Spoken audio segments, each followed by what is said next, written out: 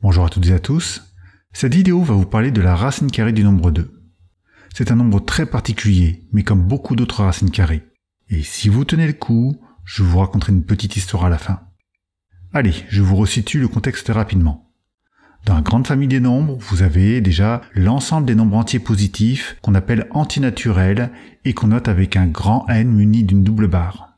Si on ajoute les nombres entiers négatifs, on a l'ensemble des entiers relatifs, symbolisés avec cette lettre Z. Si on ajoute encore les nombres qui ne peuvent s'écrire que sous la forme d'une fraction, on obtient l'ensemble des nombres rationnels notés avec cette lettre Q. À ce stade, si vous vous posez la question de savoir où sont les nombres décimaux, retournez voir la vidéo précédente sur les ensembles de nombres. J'y expliqué notamment que certains nombres rationnels donnent des nombres entiers, comme 18 sur 6 qui est égal à 3. D'autres nombres rationnels ont un nombre fini de chiffres après la virgule, comme 3/4 qui n'a que 2 chiffres après la virgule. Et enfin, certains nombres rationnels ont un nombre infini de chiffres après la virgule, comme par exemple 22/7. Mais on se rend compte que pour ces nombres, il y a toujours une séquence de chiffres qui se répète à l'infini. Et il existe aussi des nombres pour lesquels il n'y a aucune régularité, comme par exemple pour le nombre pi ou pour la racine carrée de 2. Ces nombres sont appelés des nombres irrationnels, et si on les ajoute aux autres nombres, on obtient l'ensemble des nombres réels. La question que vous posez peut-être est la suivante. Comment sait-on que la racine carrée du nombre 2 est un nombre irrationnel? Comment être sûr et certain que ce nombre ne peut pas s'écrire sous la forme d'une fraction? Avant de répondre à cette question, je vais avoir besoin d'un résultat préliminaire.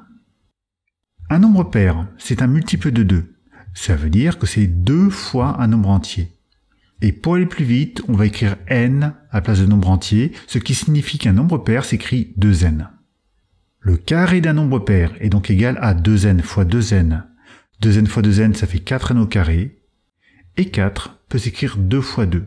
Ce résultat est un multiple de 2, donc c'est aussi un nombre pair. Alors oui, je pense que vous ne voyez pas où je veux en venir, mais rassurez-vous, c'est normal. Prenons maintenant un nombre impair.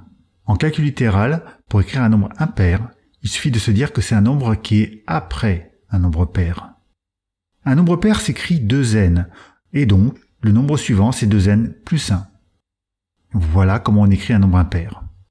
Regardons maintenant ce que donne le carré d'un nombre impair. Ici, pour aller plus vite, je vais utiliser une identité remarquable.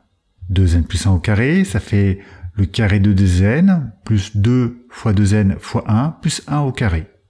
Attention aux parenthèses autour de 2n. Si on réduit, ça fait 4n au carré, plus 4n, plus 1. Et ici, on peut remarquer qu'on peut mettre 2 en facteur pour les deux premiers termes. Donc, ici, on a 2 fois un nombre entier, donc cette partie-là est paire.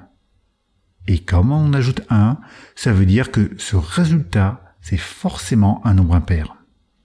Ici, on a étudié tous les cas possibles, car les nombres sont soit pairs, soit impairs. On peut en tirer les conclusions suivantes. Si le carré d'un nombre est un résultat pair, alors le nombre de départ est forcément un nombre pair. On peut le résumer de la façon suivante, si a au carré est pair, alors a est pair. De même, si le carré d'un nombre donne un résultat impair, alors le nombre de départ est forcément un nombre impair. Allez, je marque ce résultat ici, il nous servira tout à l'heure. Nous allons donc voir comment on sait que la racine carrée de 2 est un nombre irrationnel, c'est-à-dire qui ne peut pas s'écrire sous la forme d'une fraction. Et pour cela, on va faire un raisonnement par l'absurde. C'est nouveau, alors je vous explique le principe. Pour démontrer que quelque chose est faux, on suppose que c'est vrai. Ensuite, on regarde ce que cela donne avec des calculs, des raisonnements, etc. Et si jamais on tombe sur quelque chose qui est faux, cela voudra dire que c'est notre supposition de départ qui est fausse. Astucieux, non? Allez, c'est parti. Supposons que la racine carrée de 2 soit égale à une fraction, notée a sur b.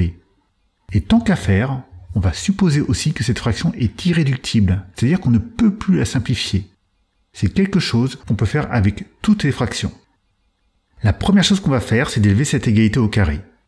À gauche, la racine carrée de 2 au carré, ça fait 2. Et à droite, si on élève au carré, ça fait a au carré sur b au carré. Ensuite, on multiplie des deux côtés par b au carré. Donc on obtient 2ba au carré à gauche et a au carré à droite. Si vous regardez bien ce résultat, vous voyez que a au carré est un nombre pair, car il est égal à 2 fois quelque chose. Et c'est là que je vais utiliser le résultat préliminaire. A au carré est un nombre pair, donc A est aussi un nombre pair.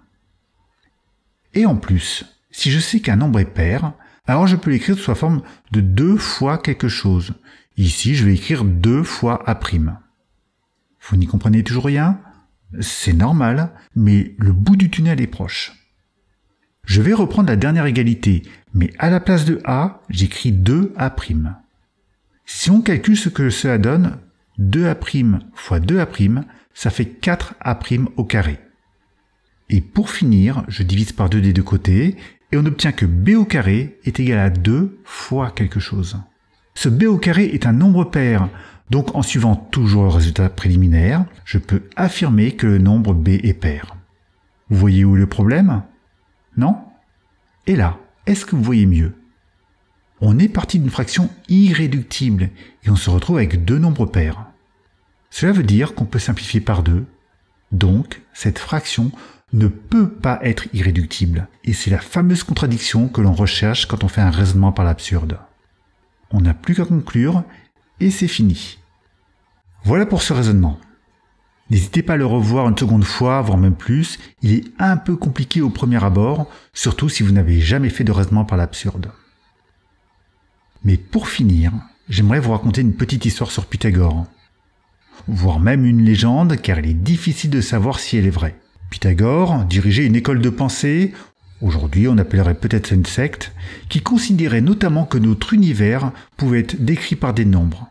Et à l'époque, on ne connaissait que les nombres entiers ou les fractions de nombres entiers. Si tout univers pouvait être décrit par des nombres entiers ou des fractions de nombres entiers, cela signifie que les nombres sont l'expression même d'un dieu, pensait-il. Or, sur ces entrefaites, arrive une personne qui lui tient le raisonnement que je viens de vous expliquer.